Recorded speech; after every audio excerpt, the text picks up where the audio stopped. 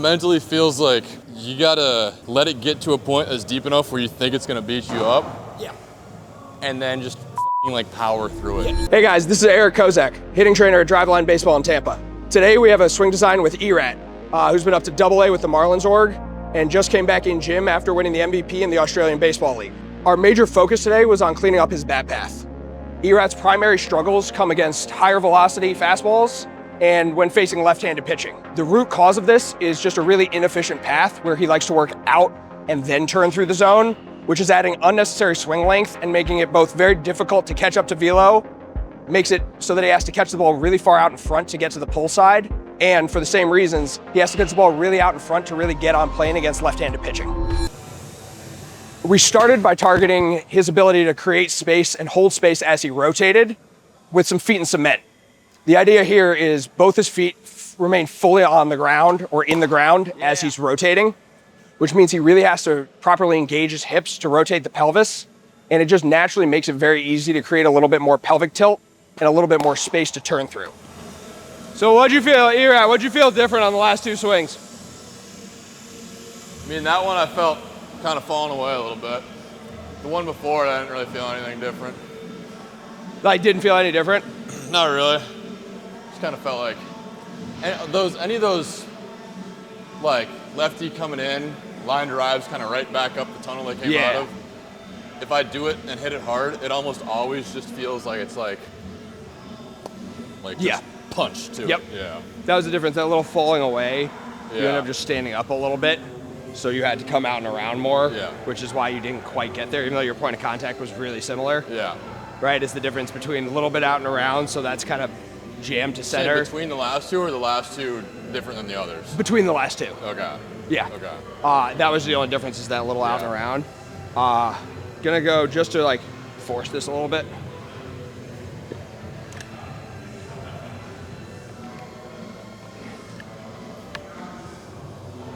Yeah, don't hit it. Yeah, don't hit the tee.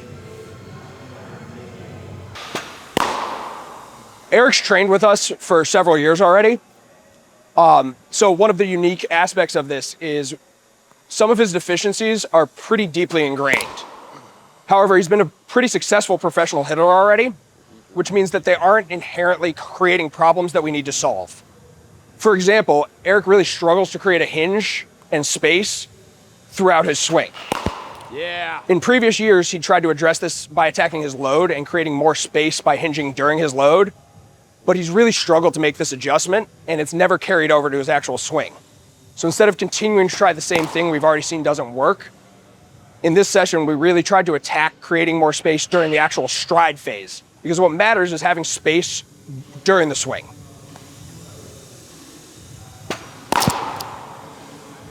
Where are you trying to hit these right now? Higher than that. Yeah. Like homer to right center?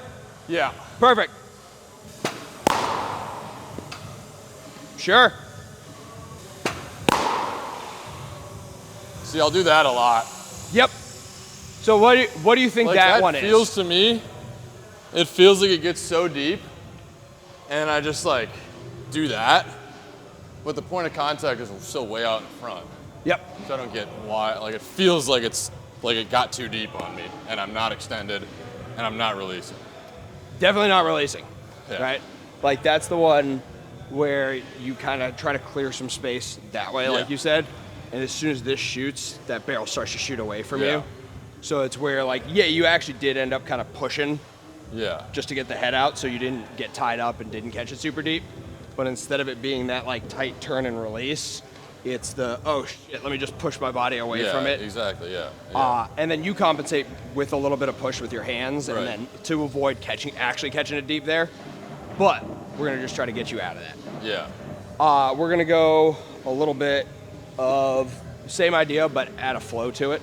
Okay. So still kind of thinking feet in cement.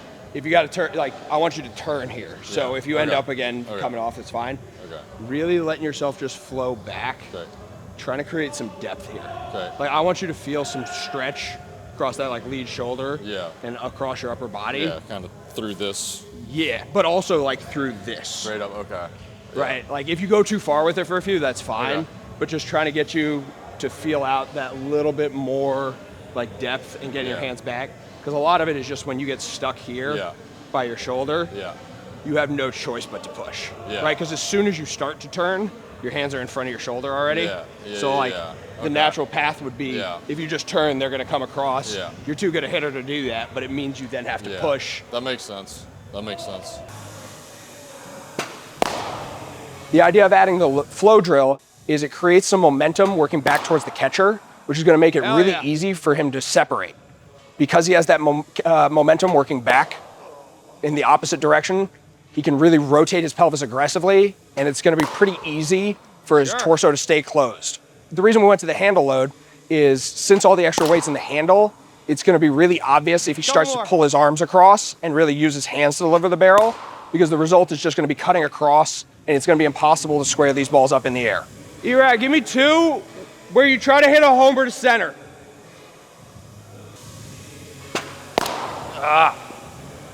So, on the good ones there, right? Pretty clean path there, just a little bit low on the ball flight on your good barrels, right? Why do you think that is? I mean, it feels like there's no forward direction to it. It feels all rotational, kind of. Makes sense. We are doing no stride. Any other guesses? Like, that's a part of it. I mean, just that the bat path would be coming through like this. Yep. So there's, why? I don't know. So like 2 main reasons. One of which is the one we're actually gonna worry about. One is a little bit of lack of space. You don't hinge great. We know that, right? That's actually not the one we're worried about right now. The other one is on a couple of them, the really good ones. So as you go to rotate, right, that lead shoulder needs to abduct and like come up a little bit, which you're doing really well like in the downswing, so you're getting to the 6th spot.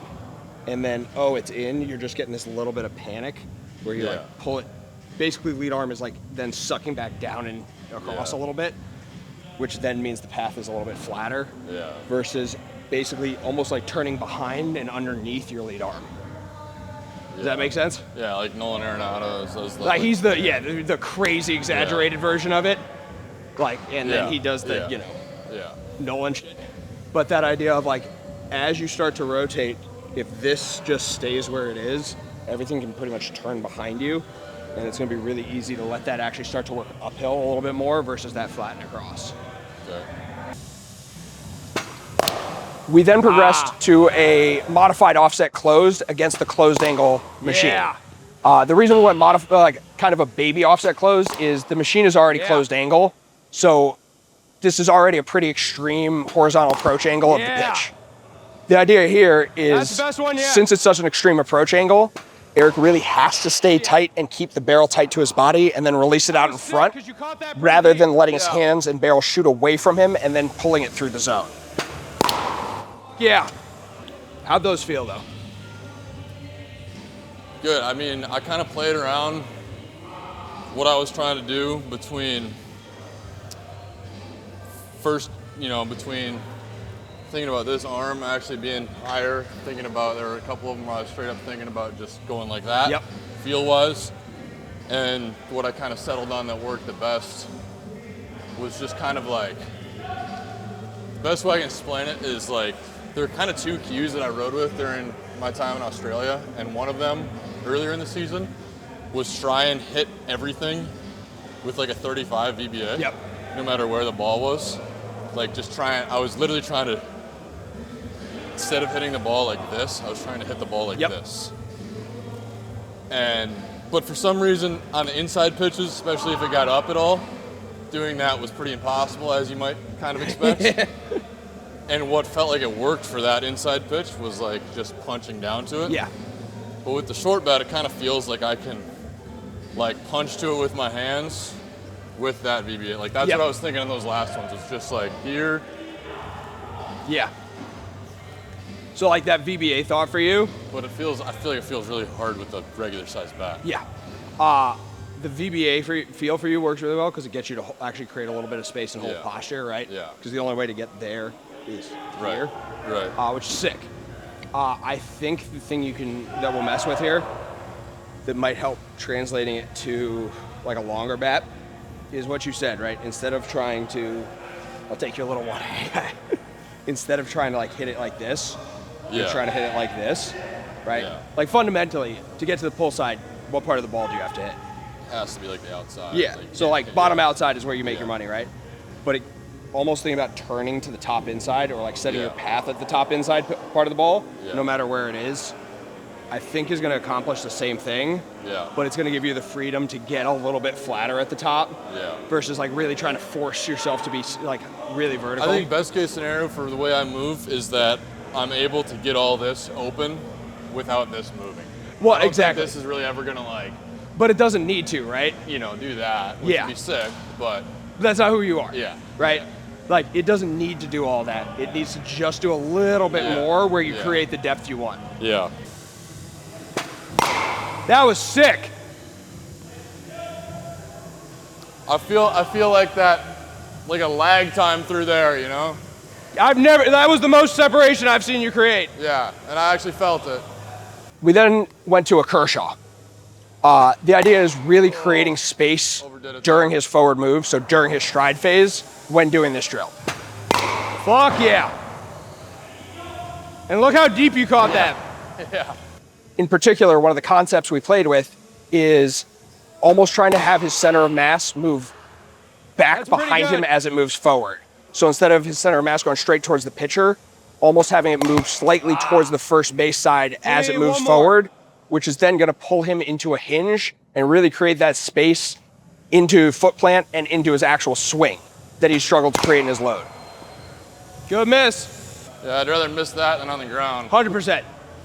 So, again, that path, like the direction and like turning tight, pretty good that round. Yeah. That one swing was one of the coolest things I've seen you do. Yeah, the limited deep sample one, size. Literally, not only did you really separate, you could see really getting that, like that barrel just staying where it was at for way longer than usual. So it naturally just like stayed tight, got on plane deeper. When you missed there, a couple of like the hard low ones, where they're just being really upright, but a bunch of the misses, especially when you came out and around. What'd you feel on those, other than coming out and around? Just, I mean, with the Kershaw special for me, I think balance is tough, and so like you kind of get going and can't hold it. You know? Yeah, like and forward so move like, got all fucked up, right? Cool. Yeah. Because like the miss when you come out and around there was always the like never getting any weight in your front side, kind of leaning back, and then you are occupying the space your barrel needs to stay tight, right? Because I'm back here, so like it has to come out and around. Yeah. I want to do a modified Kershaw here. Okay. Because the Kershaw is a really good drill for what you're working on, right? Because it gets you like down into the ground and then lets you ride it out and separate. We're gonna do a Kershaw into a hook'em. The idea was really isolating the stride phase, but instead of a traditional hook'em where the hitter just sets up in a loaded position, having to do a Kershaw to get into that hook'em means that they're really gonna engage the posterior chain and get into the ground with their rear leg. You can pretty much guarantee that they're gonna be in a really stable and powerful position, and they can't really just cheat it by swinging their front leg over their back leg. It's a little late there. Yep. The only other one I'm gonna throw at you right now, when you go down, because you have that checkpoint, leave your top hand almost open when you get there, so that it'll naturally regrip.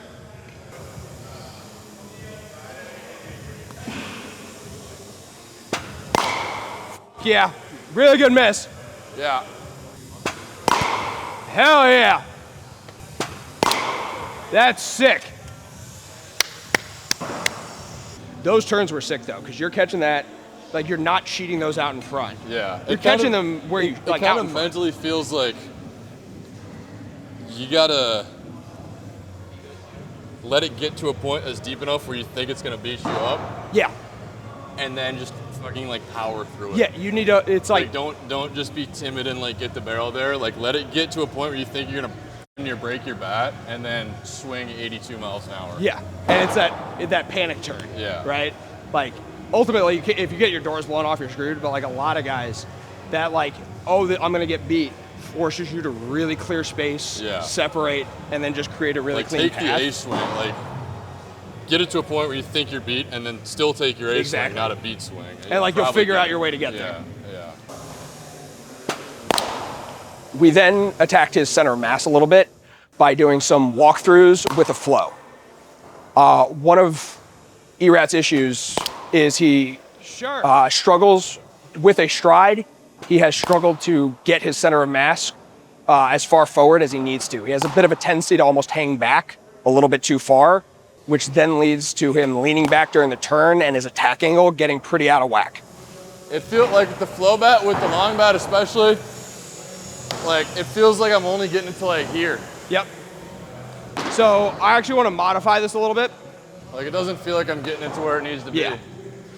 I actually want to modify these a little bit, and this will be the last drill we do.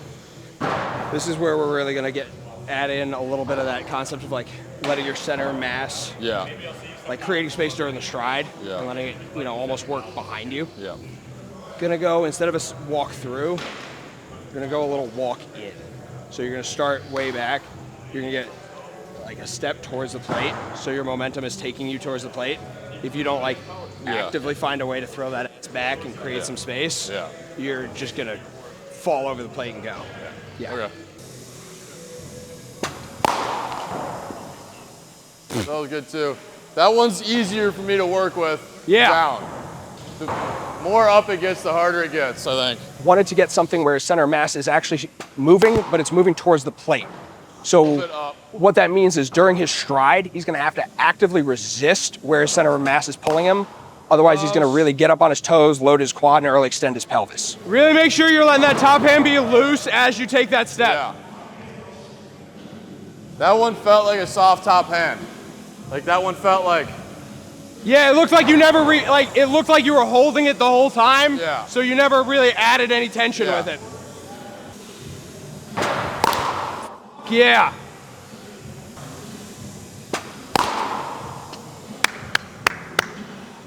That second to last one too. Yeah. You stayed vertical, even though it was top of the zone. You really like stayed vertical on it. And then that last one, even though that's, pretty blacked. Yeah. Inside, it just would look so easy to get there. I'm, a couple years ago, last year even, that ball, I'm like, why don't I use the short part of the field? Yeah. And like, right center in some of these parks is hard to leave, Yes. With a fastball there, like, I'm okay with the only balls that get pulled down the line, being off speed. Yeah, I'm okay with right? that. I'm okay with that. If I'm trying to, because I still hit that pretty good. Yeah. If I'm trying to get that thing here, just doesn't really let me cover anything else. That's the, once in a while you're gonna pick a spot to sell out. Yeah. Right, because you just got the scouting report on a guy, you're seeing it well. It's like, this guy's gonna try to run a fucking cutter in under my hands here. It's 2-0. I'm selling out. I'm hooking her around the foul pole, and if it's not a cutter inside, then I'm just gonna miss, and that's fine. But like outside of that, like the right fielder is pull side. Anything like outside of the right or left fielder, that's a miss. Yeah. It might be a sick miss, right? Right. But like you shouldn't be like you're not actually trying to use the foul lines. But the fact you could get to that as clean as you did, and like it looked like you caught it out in front. Yeah. But like the point of contact still civilized. It wasn't like 22. Yeah. No, that's the good out in front, right? Where like it's a foot in front of the plate, but you had a really clean path to get there, so it didn't, you didn't have to overcommit.